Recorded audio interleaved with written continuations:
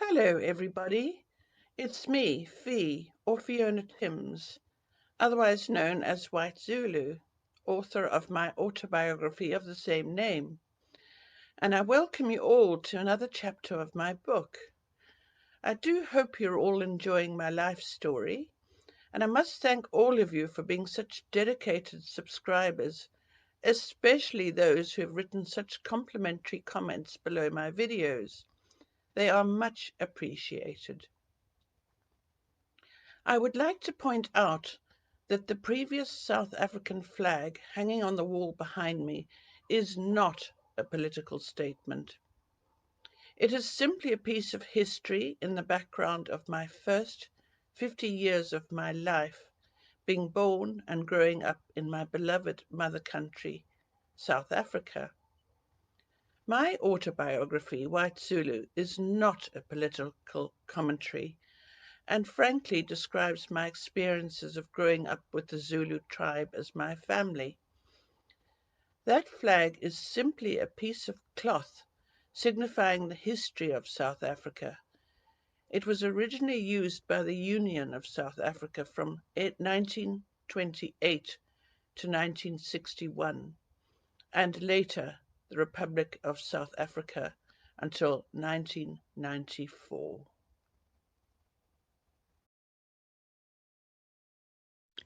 Hello, everybody.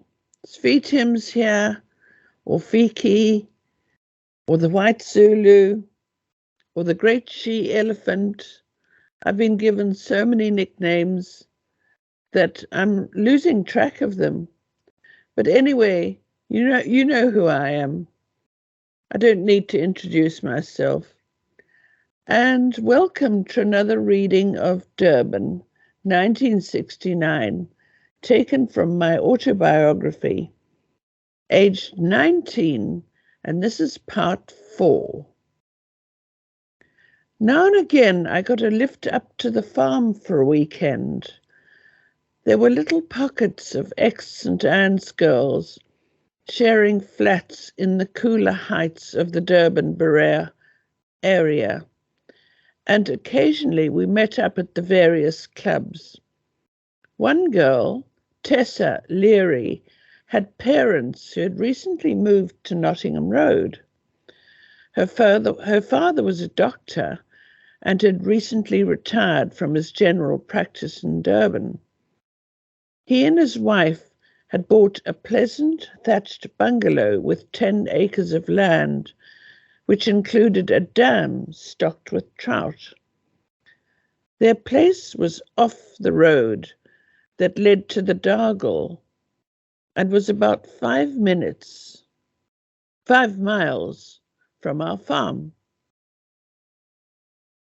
My parents were thrilled to have socially suitable people so close by and started spending a lot of time there for drinks and lunch and having the Learys over to play tennis or picnic and do some trout fishing on our pristine Angeni River, which rises from a spring on the very top of the farm.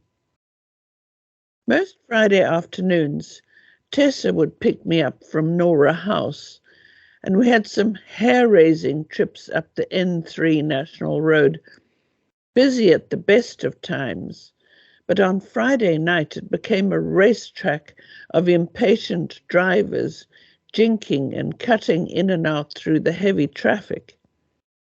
She'd only recently passed her test and had been driving for mere weeks. With her inexperience and the speed at which everyone flew up the 3-lane highway, it's a miracle we got home at all. One weekend, Mrs. Leary came over for morning tea and to get some plant cuttings from my mother's garden. "Fiona," she said, "there's a young Englishman staying in Durban. He doesn't know anybody, and I wondered if you'd like to give him a call. Maybe you should show him around a bit." I groaned inwardly. I knew about these Englishmen. Both my older sisters had been saddled with chinless wonders, university graduates from Oxford and Cambridge who drifted out to South Africa on the strength of one or two vague contacts between their parents and ours. Both my older sisters, Nicolette and Diana, had both ended up driving various vapid, bored young men around the sights of Durban, and had on more than one occasion had to pay for their own meals.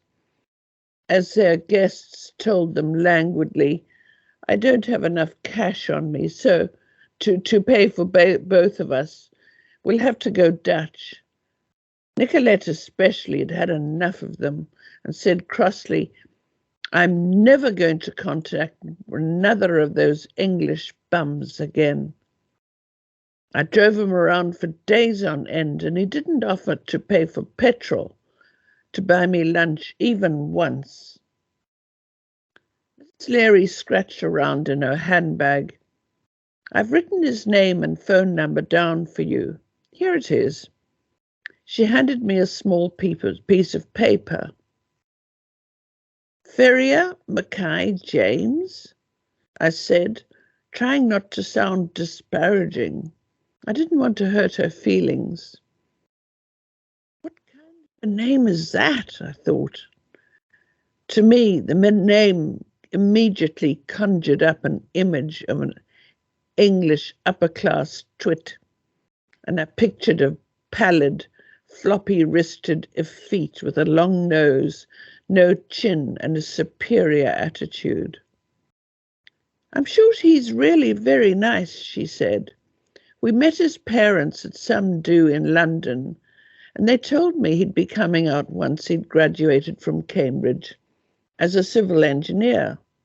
Oh boy, I thought, with a name like that and straight out of English, he'll be the classic English bum. "I'll try and get hold of him," I lied. "I hope he's got his own car." I tucked the slip of paper into the pocket of my culottes, and late on Sunday night, back in my room in the residence, I found it there as I was getting undressed for my bath. I crumpled it up, tossed it contemptuously into the tiny waste paper bin under my wash basin, and never gave it another thought.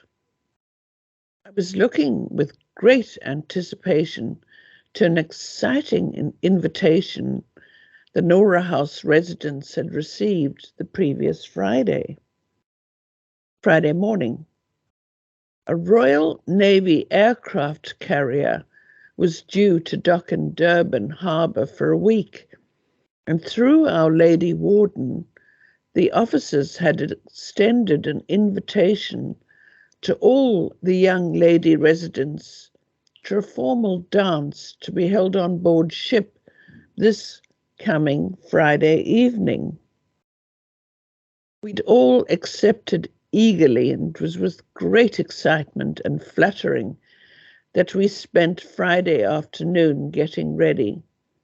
We wore long dresses and spent hours doing our hair. We helped girls like Angie, who had long red hair, to put it up in a Grecian style and insert fresh, creamy, apricot-coloured frangipani flowers with their gorgeous sweet scent in amongst her striking red curls. I decided on a long, figure-hugging, floaty, silk, off-the-shoulder turquoise dress, which belonged to a friend, and wore it with silver sandals and a tiny silver clutch purse. We wondered about wearing elbow-length gloves, but hadn't been able to find any such thing in Durban. But as we made our preparations, we felt a little bit like Jane Austen's Bennet sisters preparing for the ball to which the militia had been invited. The Navy had sent a coach for us, and just after nightfall, we arrived on the wharf to see the magnificent sight of this huge grey aircraft carrier, with its flight deck ablaze with red, blue, green, and yellow fairy lights. The crew had gone to enormous trouble to transform the deck into an open-air ballroom. The weather was perfect. It was a warm evening and there wasn't a cloud in the indigo sky. As if by prior naval arrangement, a huge silvery full moon hung just above the sea horizon, creating a sheer path of light to the ship's bow. We were greeted by the captain and his first officer, who introduced us to the rest of the officers. They were all immaculately turned out in their white tropical dress uniforms, and their gold epaulets glinted in the spotlights that led the way to the main flight deck. We were given glasses of champagne to toast Her Majesty the Queen with, and the ship's band struck up the British national anthem. It was a magical evening as we danced to the band, drank French champagne out of fluted crystal glasses, and ate supper from a sumptuous buffet laid out for us in the officers' mess. While we were eating, a tall and rather excitingly dangerous-looking young officer with slightly hooded eyes, whom I found particularly attractive, and whom I'd spent most of the evening dancing with, leant forward to me and said, "Would you like to see the golden rivet?" "What's a golden rivet?" I asked. "Every ship that's built has a special ceremony at the beginning, during which they install the first rivet. It's traditionally made of gold, so as to bring the ship good luck." "And where is this rivet?" I asked. "Would you like to see it?" he replied, and I nodded. "I'll take it you to see it after supper then," he said. And when we'd eaten our pudding, he led the way below deck, down a companionway and along a passage. Then he opened a door that revealed a small room containing a bunk and a wash basin. "This looks remarkably like your sleeping quarters to me," I said dryly and not a little suspiciously. "So exactly where is the rivet?" "It's just over my bunk. You'll have to lie down to see it properly, though," he said. I started to laugh. "It's just a coincidence that the special rivet just happens to be installed over your bunk?" He looked a bit sheepish and then said, "Well, we sailors always reckon it's worth a try." "I have to give you all credit for such innovative trickery," I replied. And we went back on deck to find most of the other girls in our party returning giggling from various other directions. They'd all been invited to inspect the golden rivet. That July, about 3 months after the Royal Navy dance, I received an invitation to the races from the Learys. The July handicap was the main winter event in Durban each year. It was the colonial version of Ascot, I suppose, and all sorts of people who didn't normally attend race meetings got dressed up and spent the day there. Through his profession, Dr. Leary was a member of the Greys Race Course Club, and they had permits to drive into the central area, of the course, and park there with all the other members. A marquee in which there was a well-stocked bar was set up by the coast officials, and everybody brought lavish picnic lunches in the boots of their cars, setting up semicircles of folding chairs and laying all the food and drinks out on cloth-covered picnic tables. They even brought their servants in uniform and white gloves. The races went on all afternoon, and people would walk over to the bookies to place their bets, a glass of champagne in their hand, returning with a handful of potential winning tickets, to prop themselves on shooting sticks, their binoculars slung around their necks, sip their drinks and wait for the next race to begin. The men would wear suits or trousers and sports jackets with ties, and the women had to wear hats. There was competition among Durban socialites and glitterati, not in our party, of course.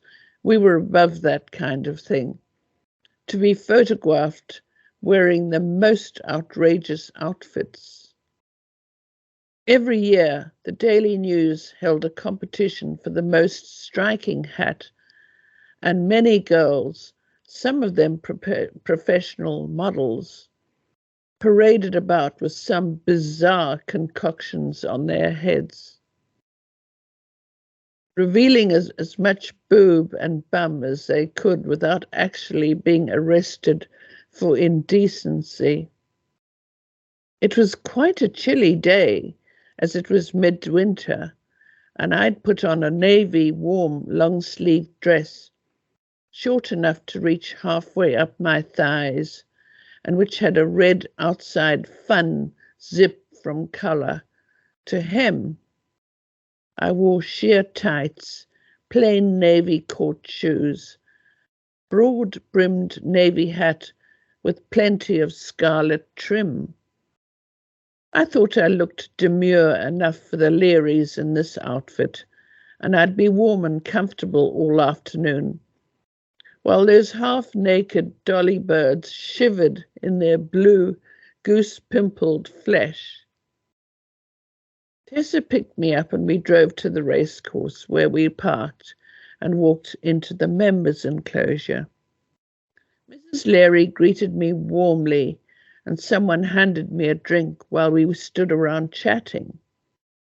I knew most of the people in our party, and I was looking around when I saw Dr. Leary talking to somebody a few yards from where we were standing. I looked again. He was a lean, well-muscled young man, over 6 foot tall, with thick, glossy brown hair cut in a boyish fashion with a floppy fringe. He wore mustard-coloured corduroy trousers, which looked as soft as a puppy's ear, and a heathery tweed jacket with a navy and dark green tartan tie. It was his face, though, that had caught my eye. He was very good-looking, with an aquiline nose, a strong jaw, and to some extent he resembled a young Robert Redford. As I was inspecting him from under my eyelashes, he laughed at something Dr. Leary said, then blushed deliciously and looked down shyly at the drink in his hand. This intrigued me. I found him extraordinarily attractive, and as I dragged my eyes away from him and back to Mrs. Leary, she said, "Come, I want you to meet someone." She led me over to the young man and introduced us. That is all for the time being, and there's more to come next week. I would like to thank John Moslane for putting aside his Friday afternoons to help me produce these videos. Without him, I could not do this. I would also like to thank Sean van Vuren for his sterling work in uploading my videos to my YouTube channel, adding the photos, as well as managing my channel so professionally. If you would like to know more about my other works, I have written 5 books in all, and each one is autobiographical. Please visit my website at www.whitezulubook.com, where you will find a lot more information as well as plenty of photographs. Thank you so much for listening. I hope you enjoyed my life story, and there is plenty more to come. A thumbnail photo will be attached each week, and thank you so much for all your support and all the very kind remarks you make in complimenting me on my work. I really appreciate it. Goodbye.